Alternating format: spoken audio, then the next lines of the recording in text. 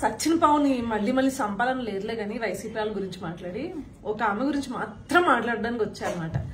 General గా ఈమె anchor Shyamala ఈమె గురించి ఆల్రెడీ నేను మాట్లాడడం జరిగింది. కానీ తర్వాత కూడా మళ్ళీ వెళ్ళి ఆమె యాంకర్ స్వప్న అని ఒక ఆమె ఉంటుంది, ఐ డ్రీమ్స్ కి సంబంధించింది అనమాట. అబ్బో మామూలు ఓవరాక్షన్ చేయదయ్యా అసలు. చింతల్లి బంగారు తల్లి ఇంత టార్చర్ పెట్టారు కదా, ఓర్నాయి నో ఏమి డ్రామాలు రా. సరే ఏమి ఇంకా దానికి మహానటి రేంజ్ లో ఎలివేషన్ సరే అంత పక్కన పెట్టద్దాంలే. కానీ నిన్న జర్నలిస్ట్ రావని అనుకుంటా పాపం ఎందుకు బ్లాక్ చేసిందని నాకు తెలియదు కానీ బ్లాక్ చేసింది.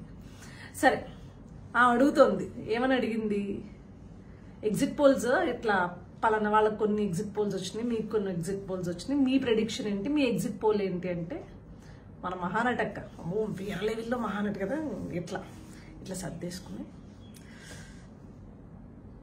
ఖచ్చితంగా 9వ తారీఖున వైజాగ్లో జగన్మోహన్ రెడ్డి ప్రమాణ స్వీకారానికి మీరందరూ రావాలి.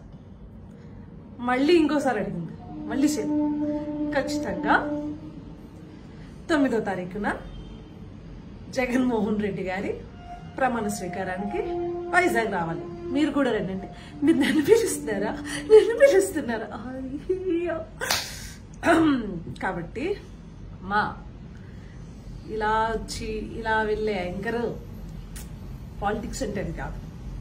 పాలిటిక్స్ అంటే బ్లడ్ అండ్ స్వెట్ పెట్టి ఎక్కడ ఏం జరుగుతుందో నిరంతరం తెలుసుకుంటూ గవర్నమెంట్ చేస్తున్న ఏదైతే ఆ రోజు జగన్మోహన్ రెడ్డి ప్రభుత్వం చేస్తున్న ప్రతి ఒక్క పనిని జనాల్లోకి తీసుకెళ్లి వాళ్లపై దానికి అవగాహన కల్పించి జనాలకి ఇంత 5 ఏళ్ల నుంచి కష్టపడితే ప్రతి ఒక్కరు తెలుగుదేశం పార్టీ కార్యకర్తలు అవ్వచ్చు, జనసేన కార్యకర్తలు అవ్వచ్చు, బీజేపీ కార్యకర్తలు అవ్వచ్చు, బీజేపీ నాయకులు, జనసేన నాయకులు, తెలుగుదేశం పార్టీ నాయకులు అవ్వచ్చు, అంత కష్టపడితే ఫామ్ అయింది.